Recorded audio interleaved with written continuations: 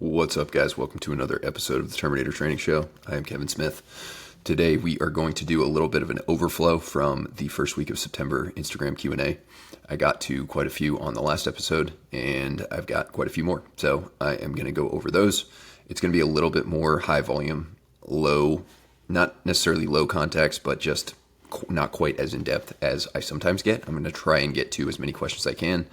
At least the good ones, at least the ones that I find might be valuable to more than one person, or even if it is just one person, but it's like a good question, then I'll answer it, and we'll go from there. So without further ado, let's start knocking some questions out. First question, how heavy should I expect high carries to be during team week at SFAS? That is a good question. Your guess is probably just as good as mine. If someone has been recently and wants to give their insights in the comment section, whether you're listening or you're watching, that would be awesome, because I honestly couldn't tell you, and it's really going to depend on lots of different factors. Even if the weights are the same, so say you're doing, for example, down pilot, where you're carrying this big heavy ass sandbag among multiple people up on your shoulders, the high carries.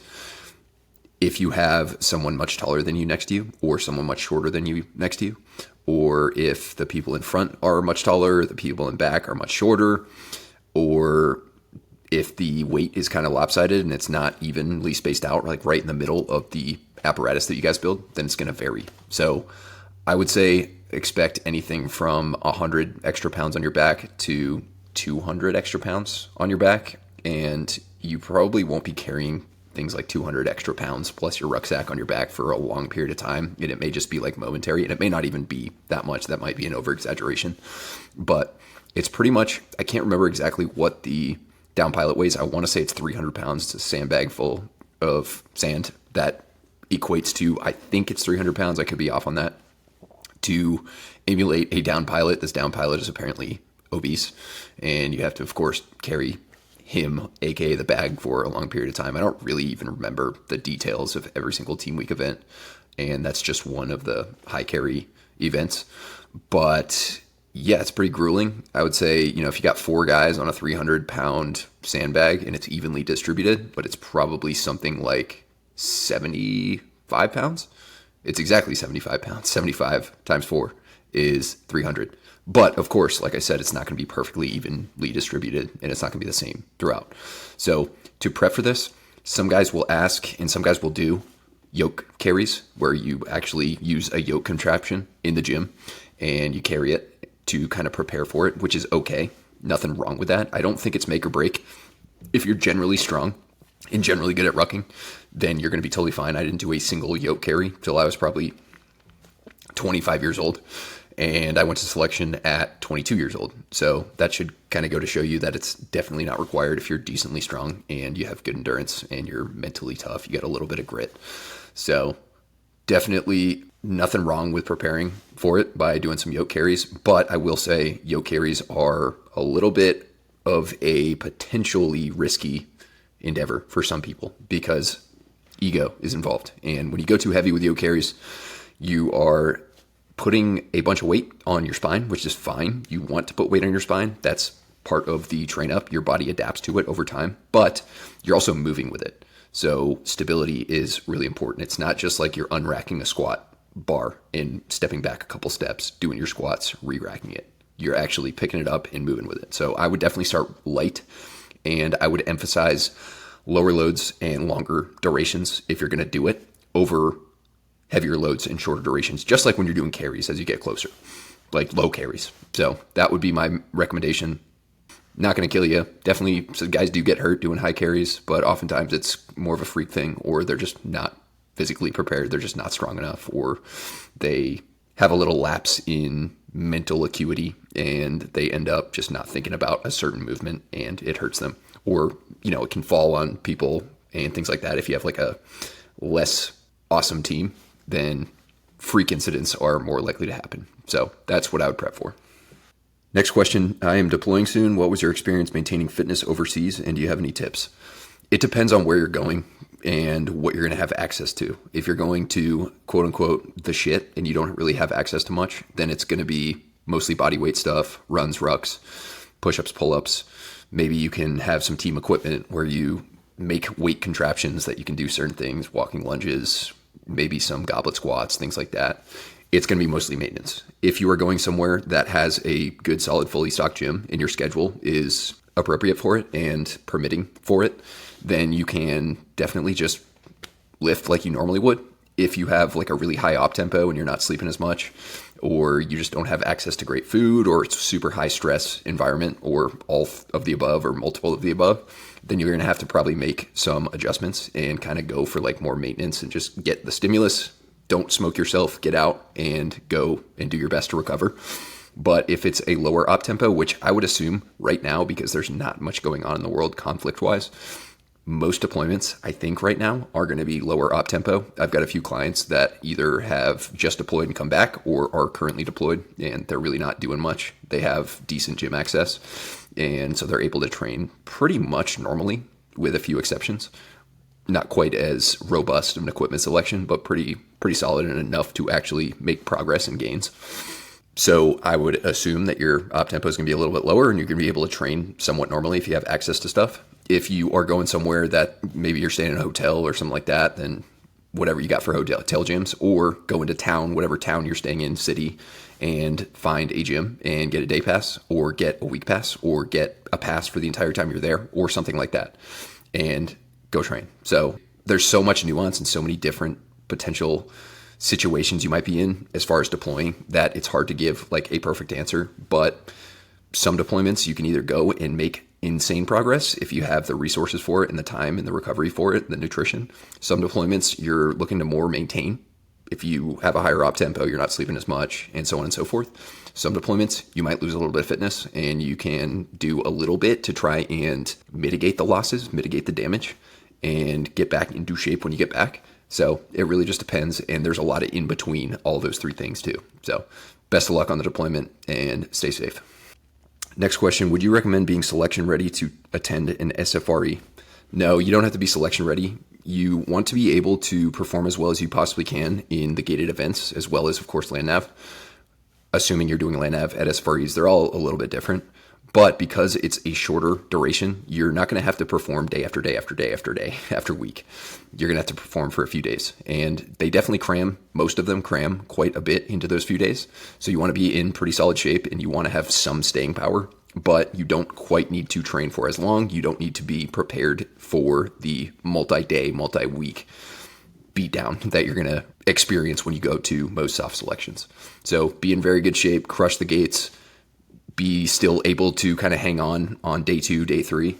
Most of them are about 3 days long, but you don't feel like you have to be all the way into selection shape.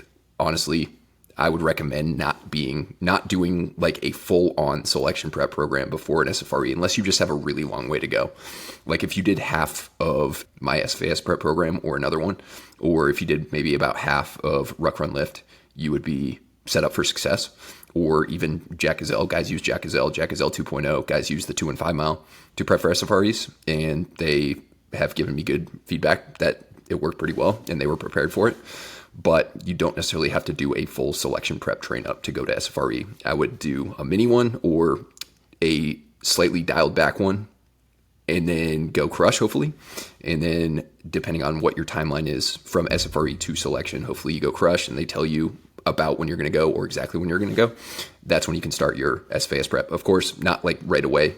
Recover from your SFRE, take a few easy days, and then get back into it.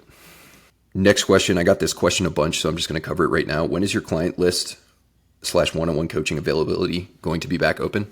So I am going to start taking clients this month, September, the second week, as well as the fourth week of September. I'm also going to take clients in October. I am currently intentionally trying to keep my one-on-one client count low because it allows me to actually give every single individual client enough attention instead of just getting really spread thin. For example, in the past, I've had twice as many clients that I have right now, and it was just a little bit overwhelming and too much for me.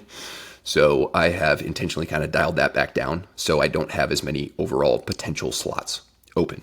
But if you have filled out the application, which you can find a link to on my website, and I think in my Instagram bio, I'm not 100% sure if it's still in there, but either of those locations, and fill it out. And if your application looks good, by the way, if you're filling out this application, because I honestly get a lot of client inquiries, and I can be pretty stringent on who I choose.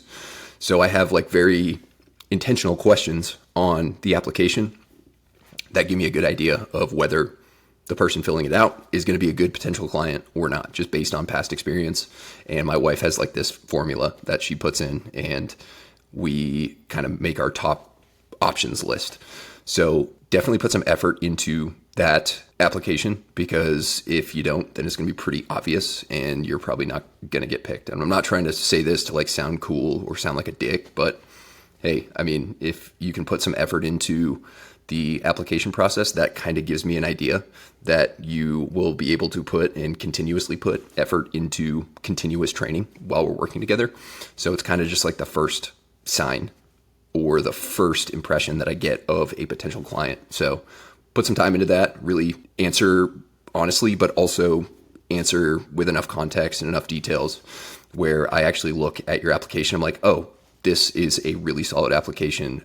I would potentially look forward to working with this person. And if I like your application, I will reach out. I'll send you an email and let you know what the package options are, and you'll have an option to schedule a call. So if you have applied and you have a solid application, expect to hear from me either this month or next month. And then after that, I probably won't take any clients November, December, and I'll probably open it back up in January. Next question is Ruck Run Lift SFAS Prep version 2, or is there a situation you would still use SFAS Prep? Or should I just run both? Definitely don't run both. You could run like Ruck Run Lift and SFAS Prep or vice versa if you want, but I think I would much rather guys run Jack Gazelle or Jack Gazelle 2 or 2 and 5 mile before they run Ruck Run Lift or SFAS Prep. And I'm not going to get too into the details on the differences. What I will say is go and listen to episode 178, 2 episodes ago, where I broke Ruck Run Lift down in detail. And one of the questions that I went over was the comparison between SFAS and Ruck Run Lift. So go check that out, and that should give you an idea of which one's best for you. Next question, any extra cardiovascular benefits from running with a weight vest on for a long, slow run? Not necessarily. And the potential drawbacks of running with added weight they outweigh any potential extra benefits. So of course, if you're prepping for something where you're going to have to compete wearing a weighted vest or kit or something like that, like you're training for the best warrior competition where you're going to probably have to run quite a bit in kit, then it makes sense to do kit runs or weighted vest runs. But other than that, it's really not all that fruitful. Basically what it does is it adds extra weight to your frame. So if you have, say, a 25-pound weighted vest, add that to your body weight and you're running with that. So you won't be running as fast. If you're trying to go long and stay in zone 2, you won't be going as fast because it's just extra stress to move 25 extra pounds. But also because that weight is on you, it's increasing the impact of every step. So if you weigh 200 pounds and you go out for a run, and then you decide to wear a weighted vest and now you weigh 225 pounds, that exponentially increases the impact of each and every step. So although it makes running harder, it makes breathing a little harder, it makes you able to get to a certain heart rate at a slower pace. That's not necessarily like a beneficial thing, especially because of the added impact and added stress on your body. So unless you're doing like really short sprints or hill sprints or something like that, or you're doing some like agility work to prepare for a stress shoot or prepare for combat, whatever it is, that's fine to wear a weighted vest for, or your kit, your body armor.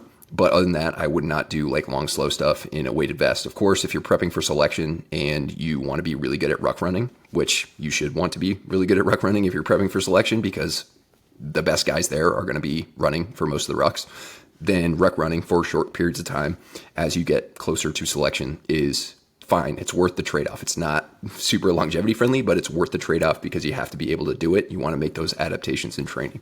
But just casually running on a regular basis with a weighted vest, not really that great of an idea. Just go, if you're doing a long zone 2 run, you don't want to necessarily make things harder. It's an easy/moderate intensity session. So if you're struggling to get into zone 2 because you're maybe running too slow, then run a little bit faster. You're way better off doing that than you are adding load to it. Next question, can I continue to run my push-pull legs Arnold split while building a running base? Can you? Yes. Is it the best idea? No. Unless you are trying to become a bodybuilder, and even that, I would say, the Arnold split is way outdated and not very optimal compared to what I would program for someone who is trying to be a bodybuilder, then push-pull legs, especially if it's 6 days a week, push-pull legs is usually going to be excessive, even if you're not running. Assuming you're trying to build a running base, I'm guessing you're not trying to be a bodybuilder. You're maybe just trying to get more jacked, which is great. You're doing bodybuilding training and running at the same time, which is totally fine. You still probably want to cut back to at most 5 days a week. For most people, honestly, a 4 day per week, upper lower, or push-pull legs AB, or even full body split would be a better option. And I would say even more appropriate for most people would be a full body split 3 days a week in combination with running. Yes, all the runs you're doing, or at least most of the running you're doing during a base phase, is going to be low intensity. And that is less fatiguing, less stressful on the body. So you can recover from more lifting. You can do more lifting. But still, a 6 day per week push-pull leg split, especially Arnold split, that has absolutely inordinate amounts of volume. Of course, yes, it worked for Arnold, but that was way before we had all this knowledge and all this research and all these advanced techniques and all this advanced protocols for gaining muscle. If Arnold were to follow a current day bodybuilding split, a more similar one to what a general bodybuilder would follow, he would have gotten better results because he wouldn't have done way more than he needed to do, which that split, if you're talking about the one from the Encyclopedia of Bodybuilding, that split is just absolutely insane. So I would recommend cutting back a little bit on the lifting, but you can pretty much follow any general lifting split that's reasonable 3, 4, 5 days per week while building base, so long as you're continuing to make progress and you're not beating yourself up and you're not just feeling banged up all the time. Next question, how would you prep for selection roughly 2 to 3 months out? I would follow either my SFAS program or Ruck Run Lift program. Until you go to selection, they've got the taper built in and you should be good to go. Hopefully you already have a pretty solid selection specific base, like you're already built your run base, your ruck base, and you've been doing some calisthenics, you've been doing some strength training. But hopping on either of those programs would give you a great template to follow going in, and you show up super prepared and also not super fatigued because there's a solid taper built in and the program's volume and intensity are closely curated. Next question, if you're running a high zone 2 volume, like 50 or 60 miles per week, how important is speed work? So speed work is important if you want to get faster. If you're just running for general health and cardiovascular fitness, then it's not as important. I would still probably do once a week where you go higher intensity than zone 2, at least. But if you are trying to get faster, you could run 100 miles a week, 120, 150 miles a week, all easy, and you're not going to get that much faster at, say, a 2 mile or a 5 mile or a 1 mile or a 10K because you need that actual faster work. It's great. You have a incredibly good base if you're running 50 to 60 miles a week, zone 2. But if you want to be a faster runner at a certain distance, pretty much regardless of the distance, even if you are prepping for an ultra runners still do speed work. Not as much, but they still do. So you're going to want some speed work if you want to get faster. Again, if you're just doing it for health and general cardiovascular fitness, less important, but I would still probably do something like high intensity interval training once a week, or maybe some Norwegian 4x4s, or just find some sort of run repeat workout, or tempo intervals, or even a fartlek run.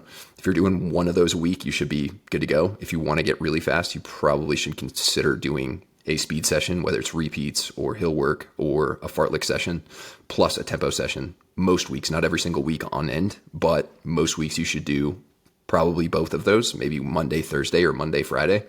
And then probably every 3, 4, 5 weeks, take the week off from speed work and just run easy. Maybe do some strides and some pickups, but no actual structured speed work, and you will be golden. Next question, alternatives to Greek yogurt. I can't stand it, but the macros are good. That's interesting. I don't think I've ever talked to anyone that does not like Greek yogurt. But either way, not a big deal if you don't like it. If it's a texture thing, you're not a huge fan of the texture, they make these, I want to say Okios makes them, and maybe, Chobani makes them as well, the two big Greek yogurt companies. They make these little ready-to-drink bottles. It's basically like liquid yogurt. And if you get the right flavors, it's absolutely delicious. And it's like 23 grams of protein. I don't know the entire macros, but mostly protein, a little bit of carbs, maybe a little fat, depending on what you get, but really solid. And protein from Yogurt is super high quality. Dairy protein is super high quality. And unless you're dairy intolerant, yogurt has a bunch of prebiotics, which are really good for gut health and digestion. So if you can get your hands on some of those, or if you want to try those and see if it's just the texture that you're not a fan of from the yogurt, that's a great option. But honestly, any other protein source, I would consider yogurt a protein source. Even though there are carbs in it, it's honestly not like a super high carb thing. It's mostly protein, high quality protein. So any sort of meat, leaner meats. You could do eggs with some egg whites. You could do Fairlife milk. If you're not a huge fan of dairy, you could do Fairlife milk. Fairlife has more protein in it than regular milk. You could do regular milk. It's just a little lower protein. You could do a protein shake if you want to add some carbs to it. Add some fruit or some honey or both, or maybe some oats. Really any number of different things. Any source of protein besides yogurt is a good option. It's not like if you don't eat yogurt, you're not going to get the nutrients and the benefits from your nutrition so long as you're eating the right stuff other than yogurt. It's not like this make or break thing that you must eat or else you're going to break down or something bad's going to happen. So that's what I recommend.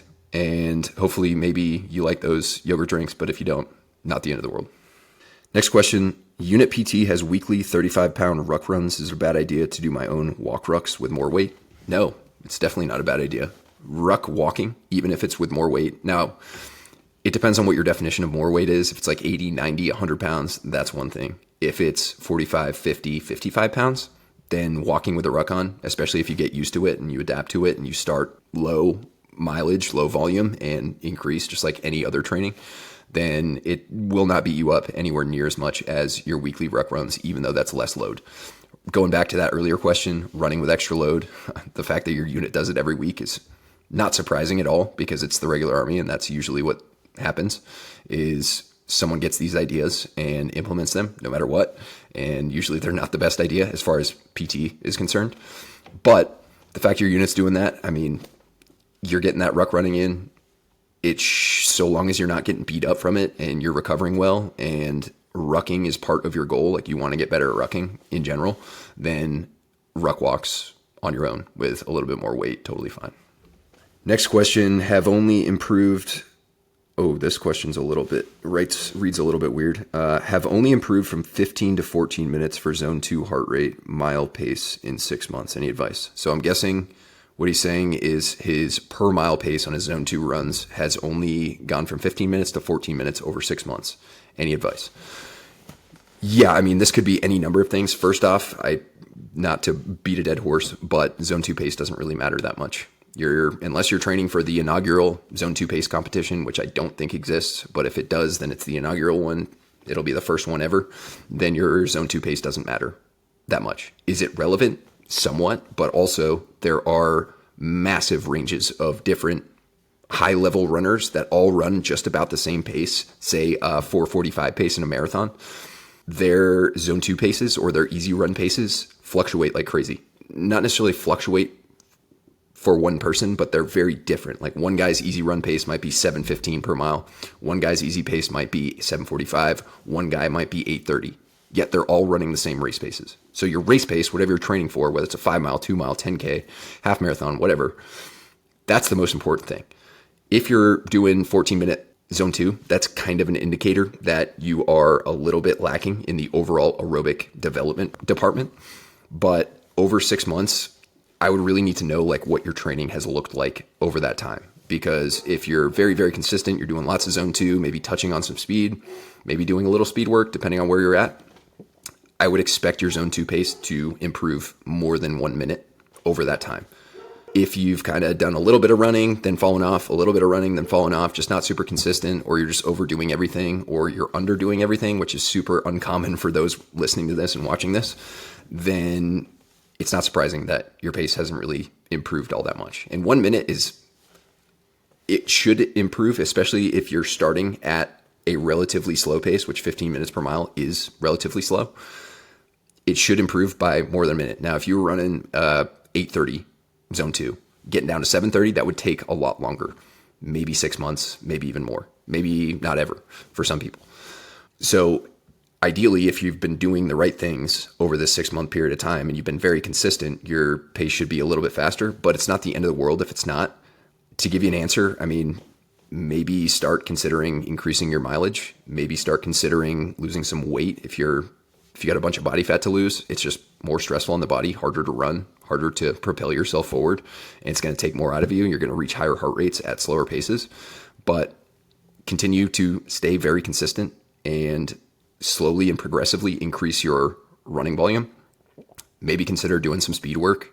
Not that this is going to directly affect your zone 2 pace necessarily, but if you want to run fast at some point in the future, like you're training for something that requires fast running, doing some speed work, doing some tempo work, doing maybe some quality work in your long runs. So maybe you're doing a 10-mile run. This is just an example, but maybe you're doing a 10-mile run. 3 out of those miles, maybe mile 3 to 4, mile 6 to 7, mile 8 to 9, you go up to like a tempo pace or something like that. So you get some quality or your race pace, your goal race pace, something like that.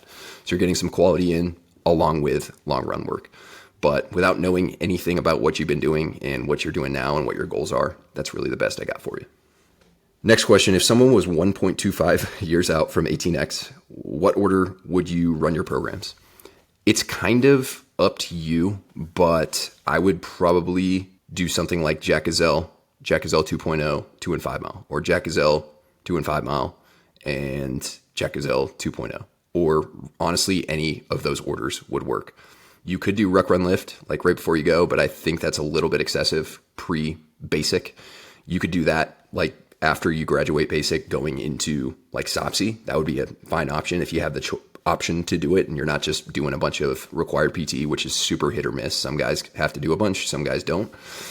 But those 3 programs are probably your best options. Or if you prefer a more continuous subscription-based program, you could literally hop on this now and follow it all the way till you go. You could check out T850. That's my training team on Train Heroic. All these links are in the description, by the way.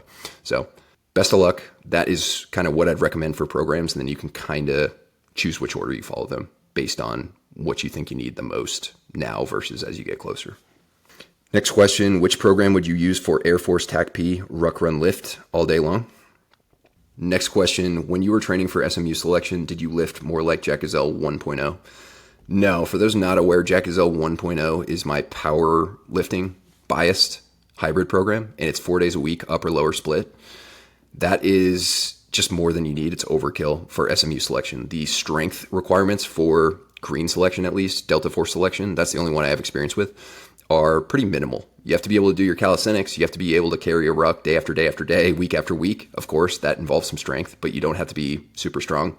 You have to be stronger for SFAS than you do for SMU selection. There's more of a strength component at SFAS than SMU.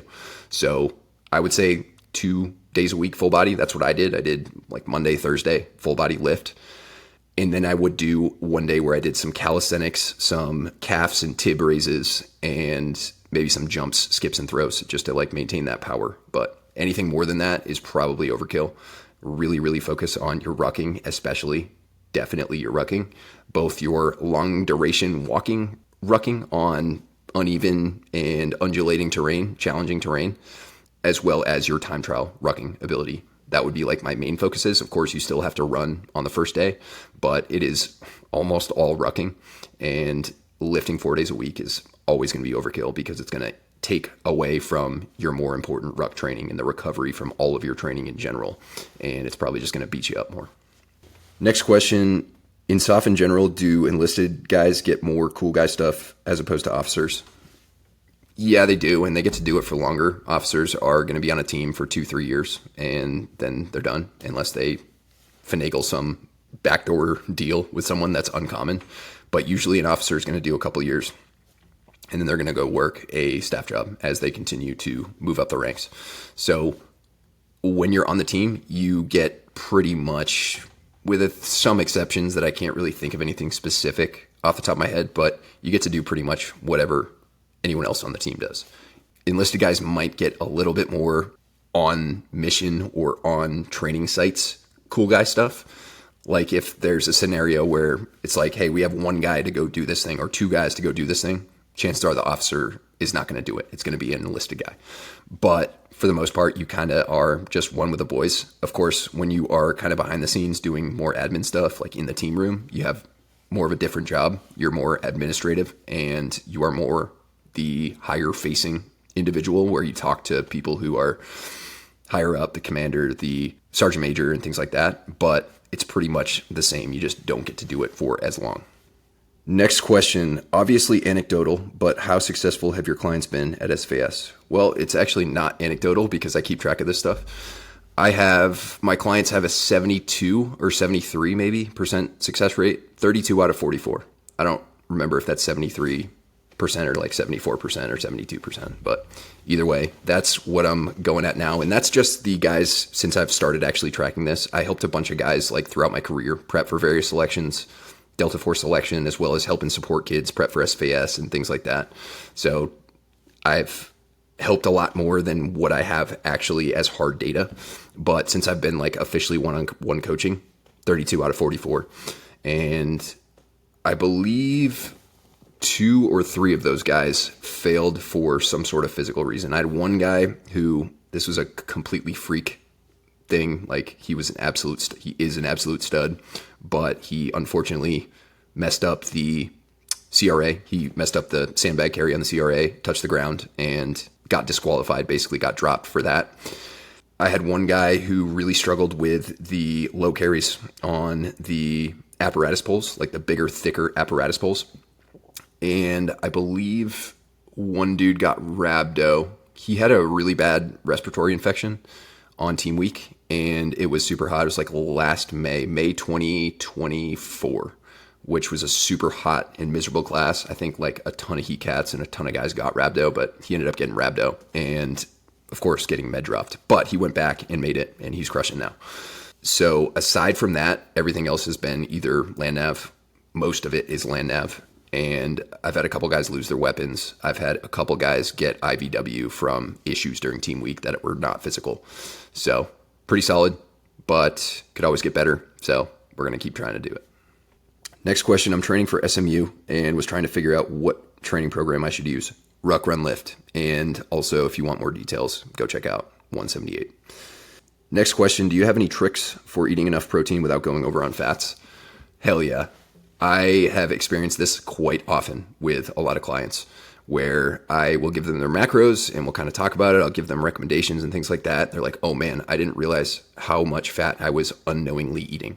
And I talk about this quite often on the show, but if you're new here, or just to reiterate, most people, if not, I would say 99.9% of people, unless you're like a former bodybuilder or you just eat like a bro, like a bodybuilding bro, you probably don't have to worry at all about getting enough fat. Fat is this macro that is essential, which means you need it in order to thrive, in order to live. You don't eat fat, you're going to eventually die. But also you need a certain amount just to maintain your health, hormone health, body temperature regulation, ability to assimilate nutrients, and a number of different things. But just because you need a certain amount does not mean more is better. Of course, if you're following like a keto diet or something like that, then yes, higher fat, great.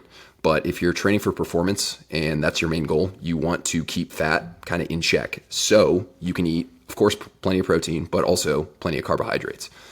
Fat has 9 calories per gram. So if you go crazy high on fat, you just kind of run out of room. You can't really add as many carbohydrates as would be optimal for your overall performance and recovery. So that's just kind of like the little spiel on fat. But how to get more protein without going over on fat? Super easy. You got to get leaner meat. A lot of people think like 90-10 ground beef is lean, or 93 even, 93-7. It's relatively lean, but it's not like truly lean meat. You're looking for like 95-5, 96-4. You're looking for leaner steaks, sirloins, and leaner cuts like that rather than like ribeyes and porterhouses. Although those are totally fine to eat sometimes, they're not very fat friendly. Like you're going to get plenty of protein, really high quality protein. It's delicious, but also there's lots of fat in it. Things like eggs, if you have 5-6 eggs, that's 5 or 6, let's say 5 times 7, that's 35 grams of fat right there. It's also 35 grams of protein because it's about 1-to-1 in an egg, protein to fat. But you could just drop that down to 2 eggs and add a bunch of egg whites, or have a protein shake on the side to get your protein up without additional fat. Choose low fat things, so like low fat milk or non-fat milk, low fat or non-fat yogurt, low fat or non-fat cottage cheese, anything that has like multiple different versions of it, whether it's like whole versus non-fat or low fat. Opt for the low fat when you possibly can. Additionally, and this is huge for like fat in general, this is not necessarily related to meat or animal protein sources, but it is a way that a lot of people unknowingly get a lot of fat in their day, and they are just super high in fat. They can't eat enough carbs, or they do eat enough carbs, but they're just way over in protein, so they get fat. And that is oils and sauces and dressings. Really be butter, things like that. Really be cognizant of how much you're adding to that. I have had people in the past say, I didn't even know that counted. When you use something for your food, whether you taste it or not, or whether you can see it or not, if you use it to cook your food, it's going to get absorbed into your food, and then you're going to eat your food, and that fat is going to be, it doesn't just disappear. It doesn't just evaporate.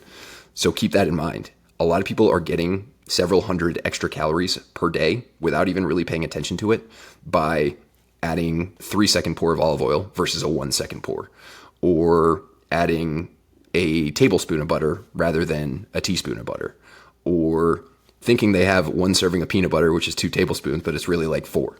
So it kind of sneaks up on you if you don't pay attention to it. And yes, those things count.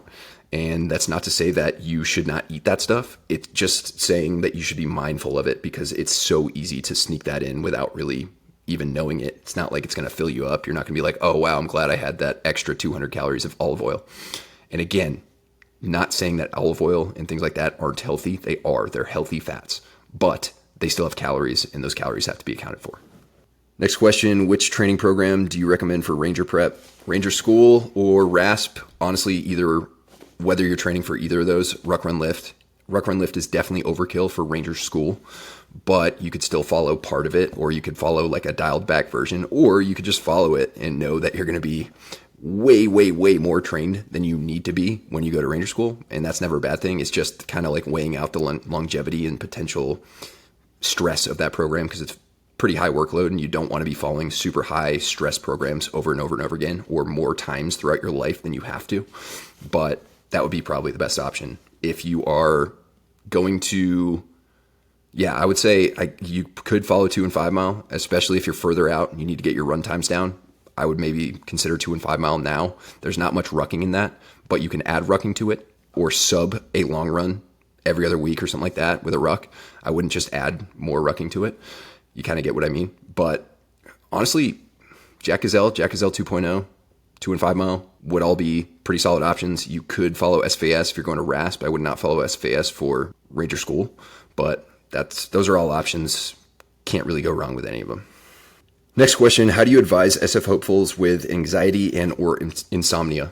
So the first thing I would say is to talk to a mental health professional, which I am not, but also know that aside from like clinical depression and clinical anxiety, which definitely require professional help and not from me, a lot of people's anxiety and potential insomnia, which both of them are pretty closely related. If you have super high anxiety, you're probably not going to be able to sleep well, and then you're not going to sleep well, and your stress is going to be higher the next day, and so on and so forth. It's a rough cycle, but a lot of it's self-induced, and a lot of it's habit-based and what you do throughout the day with your time.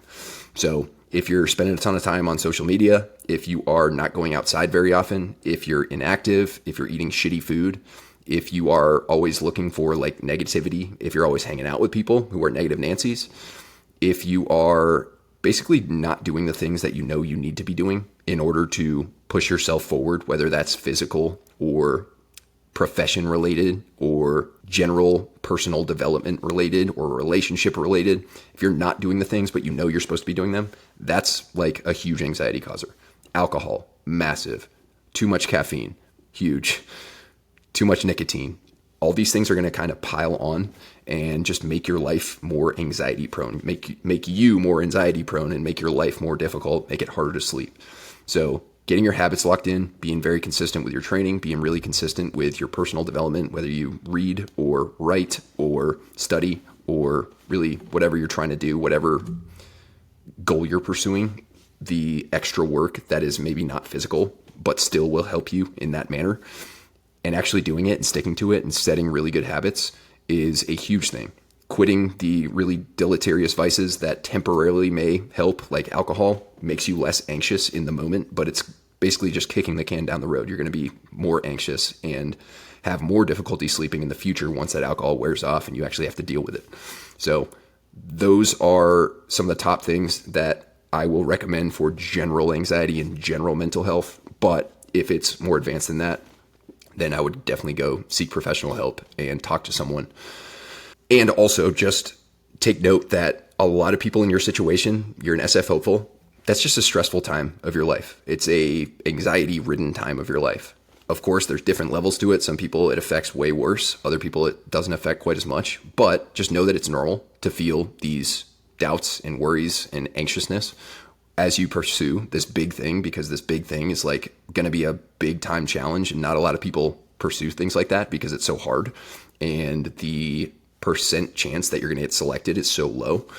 So of course, if you care, then you're probably going to feel a little bit of anxiety. You might have trouble sleeping sometimes.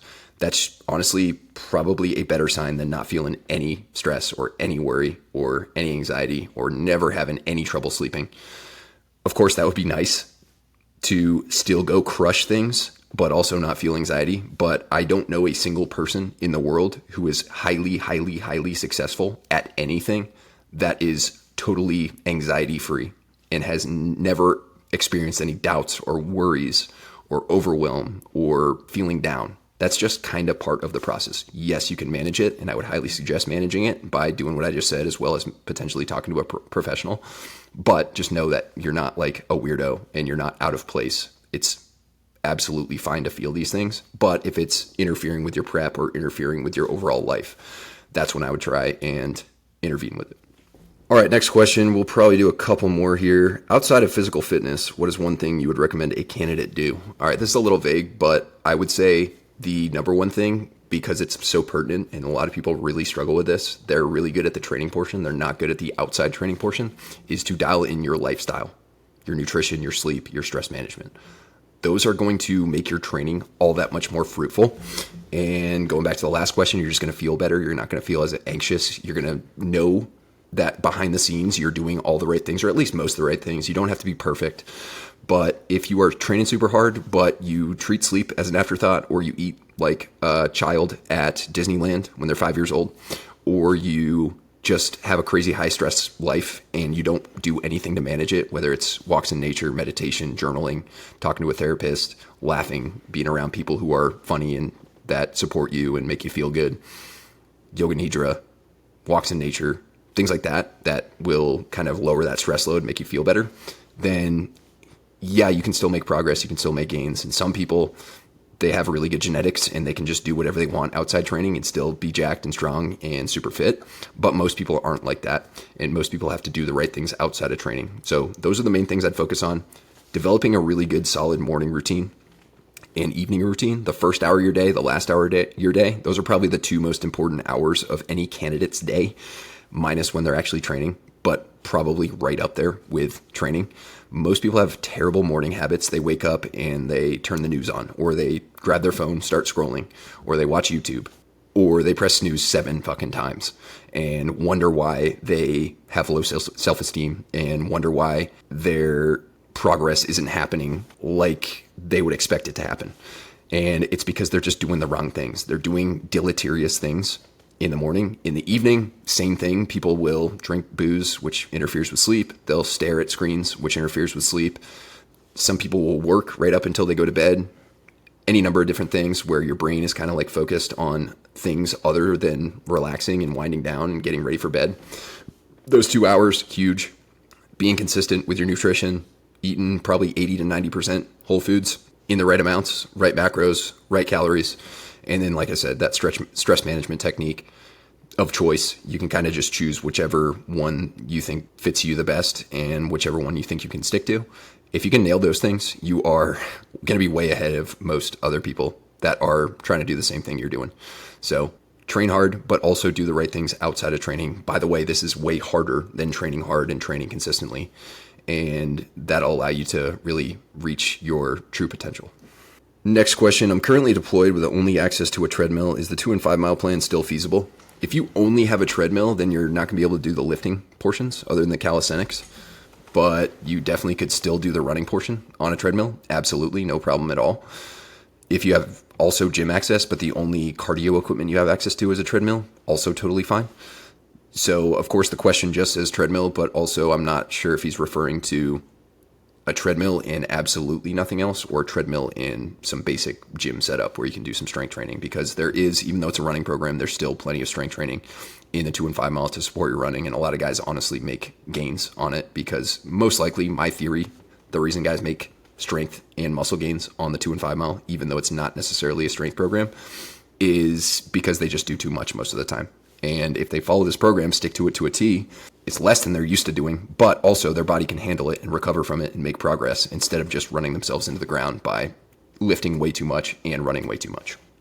Next question, best program or modifications for half marathon prep? Speed is the goal, maintaining strength is a priority. Ruck, run, lift would probably be the best option. For those not aware, ruck, run, lift can be followed by someone with a running goal. The run mileage is probably not quite as much as I'd recommend getting up to if you're prepping for a half marathon. But towards the end of the program, I mean, you're putting in 40-mile weeks probably, depending on how fit you are. Some of the runs are time-based. Some of the runs are distance-based. But that would be my best program for half marathon prep. Is it perfect for half marathon prep? No. What you could do is follow like a half marathon program and then maybe follow the lifting from the 2 and 5 mile or Kickstart or something like that. That's like 3 days per week, 2 or 3 days a week. Honestly, you definitely don't need to be lifting more than twice a week if you're prepping for a marathon. You really want to take it seriously. But if you want to get a little more jacked, you're not super duper gung-ho about like crushing the marathon, but you want to finish, you want to do well, you want to feel good, you don't want to be destroyed afterwards, then getting 3 or 4 lifts a weekend is totally fine. I would say 4 would be excessive for most people, especially if you're running high mileage, but 3 days a week is fine. So any of those programs I just mentioned will work for the lifting portion if you have a separate half marathon program, or you could just follow ruck, run, lift and do the runner option, and you'll get probably very, very close to as prepared as you could if you followed a different program. Next question. All right, we'll legit do 2 more. Is non-impact and impact cardio in the same day too much?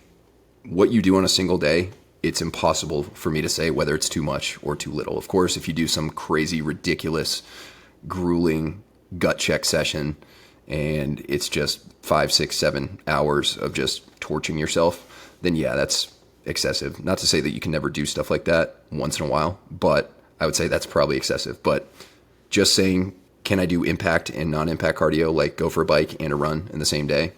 There's just not enough context for me to say whether it's too much or not. You could do a 5-minute bike and a 5-minute run. That's definitely not too much for pretty much anyone. So it depends on the context of your entire training plan. It depends on your goals. It depends on what else you're doing for training besides running and besides your non-impact stuff. But there's absolutely nothing wrong with doing non-impact and impact stuff. Most of my guys, if they have any sort of running injury, whether it's a shin splint flare-up or runner's knee or things that restrict how much running they can do on a given week, which does happen. I mean, all of my clients pretty much are prepping for a very grueling and longevity unfriendly selection. And so sometimes you're just going to get banged up a little bit. And it's just part of the process for a lot of people. So usually what I have guys do, just so we're not completely slashing so much time off their weekly conditioning, if they are restricted by how much they can run, I will have them run a certain duration and then we'll finish the rest of the session with non-impact stuff. So for example, if I have got a guy coming back from shin splints and usually he's got a 2-hour run planned on one weekend, but we had to take some time off running, but he's getting back into it, I might have him do something like a 30-minute run and a 90-minute bike or row or mix of bike, row, Stairmaster, something like that. So nothing wrong with doing both in the same day, but is it too much? I just don't have enough information to answer that. Next and final question. What were your worst and best moments at SFAS? I don't think I've ever been asked this, to be honest with you. Best moment? I mean, learning that I got selected was probably the best moment, if I'm being honest with you. But that one's pretty obvious. Like, that's probably going to be most people's best moment, is going through selection and getting selected, hopefully, if you make it. So I would say probably during gate week when I won 3 out of the 4 timed gates. So I won the long ruck, I won both runs, and I came in second in the short ruck.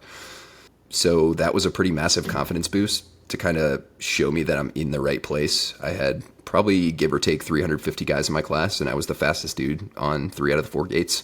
So that one felt really good, and it was definitely a good momentum builder. So I'd say probably the best moment, the best I felt about my preparedness and my confidence in myself was probably around there. Worst moment, I didn't really have any really, really terrible moments at SFAS. Definitely some in the Q course, but I would say probably night 2 of the STAR course. So the main reason this was not the best moment is because at that time when I was going through the classes prior to my class, if you got 4 out of 4 land nav points on your first day, you didn't have to go out for the second day. And we didn't know that they had changed that until we all got done on the first day. Everyone who was 4 for 4 was super pumped about having the next day no land nav, the next night of the STAR course. And the sergeant major came out and he said, "Joke's on you guys. You're going out even if you got 4 out of 4. So that was a little bit of a poopy faced moment for me and a lot of other people because we weren't expecting to go back out. But also to add insult to injury, once we got out there, that night, my very first point was all the way below, the lowest point below Bones Fort Creek, and my start point was all the way at the very top of the octopus, for those who are familiar with that area, basically the top of the land nav zone or land nav area. And also, the first night, it was probably a little over half moon, and perfectly clear. You could see everything. Visibility was great, so walking around at nighttime, navving at nighttime, wasn't as difficult. The second night was super dense fog. So even if there was a half moon, give or take, it was not helping anyone. You could not see anything. I remember before my eyes adjusted, when I first left my point, I had to just walk with my hand in front of me because I literally could not see anything. And I didn't want to run straight into a tree or something like that. So that was kind of just like a poopy face moment. It wasn't shitty. I still went and found the rest of my points, but it was a little bit demoralizing to know that even though I went hard on the first day, found my points, and a lot of other guys did too, and we thought we were good, we weren't good. We had to go back out and do it again. So not that bad of a moment, but honestly, I didn't have that many terrible bad moments at SFAS. So great question though. And that's it, guys. Thank you very much for listening. I think I got quite a few questions on this one, and hopefully you guys found something valuable about that. And if you did, maybe drop a comment, drop a like, subscribe to the channel, or tell a buddy about the show if you think he or she could benefit from it. But that wraps it up. Thank you guys for stopping by. I'll be back soon with another episode. Till then, Terminator out.